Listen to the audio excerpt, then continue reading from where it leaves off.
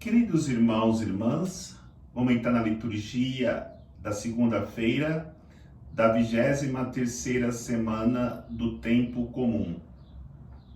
A liturgia da palavra nos apresenta um grande paralelismo entre a primeira leitura e o Evangelho.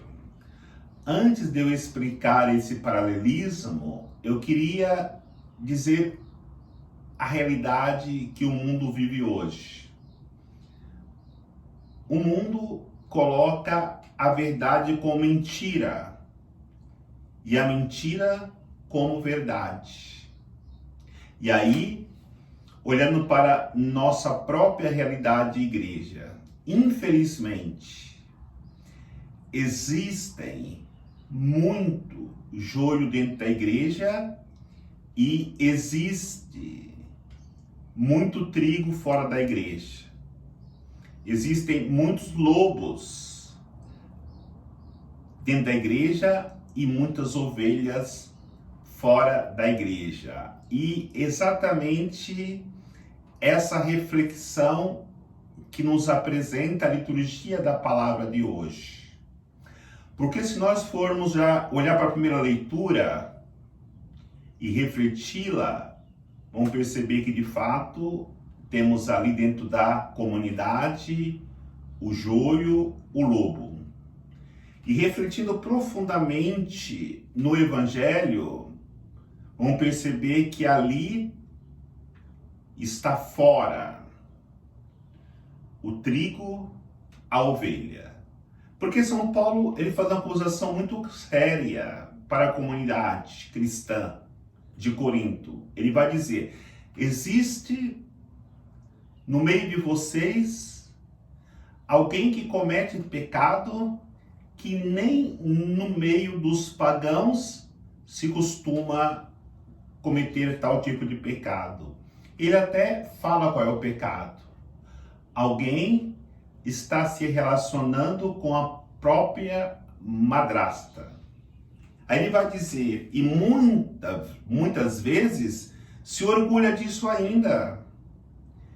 Essa pessoa, vai dizer São Paulo, deve ser tirada da comunidade e entregue a Satanás. É muito dura a palavra de São Paulo, para que ele se arrependa e, quiçá, no dia do juízo, ele salve a sua alma. E vai dizer, um pouco de fermento da iniquidade estraga toda a massa. Uma pessoa dessa, como joio, como lobo na comunidade, pode contaminar toda a comunidade. Faz um grande mal para a comunidade.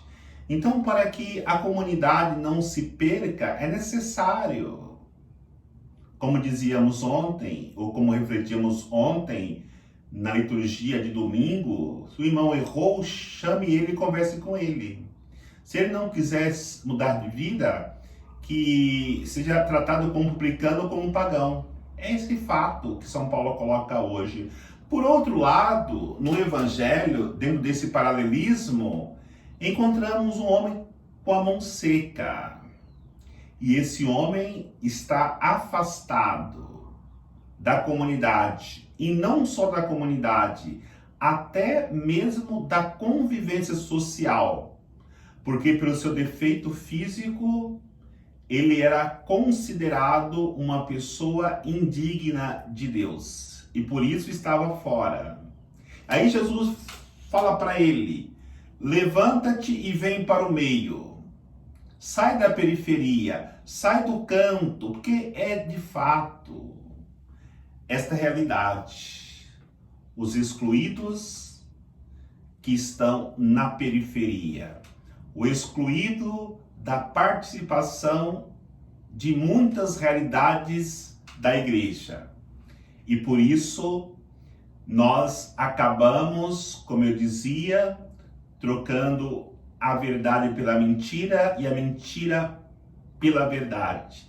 Enquanto permanece na comunidade pessoas como aquela que São Paulo acusa na primeira leitura, de cometer pecados que nem no meio dos pagãos se cometem, enquanto que aquele homem excluído, aquele homem colocado de lado por causa de um defeito físico, esta é a realidade que a Bíblia nos ensina hoje, que é preciso que ajudemos todos a estar incluído. Quem está na vida de pecado, ajudá-lo para ser incluído através do seu arrependimento e o querer iniciar uma vida nova. E quem está excluído por preconceito, por leis injustas, que muitas vezes são impostas por fariseus, essas pessoas precisam também ser incluídas, porque é injustiça fazermos pessoas excluídas pelo fato dos seus defeitos, que não são defeitos espirituais, mas sim uma situação de não estar segundo aquilo que a sociedade coloca como parâmetro, como meta para ser vivida e se tornar uma pessoa aceitável pela sociedade.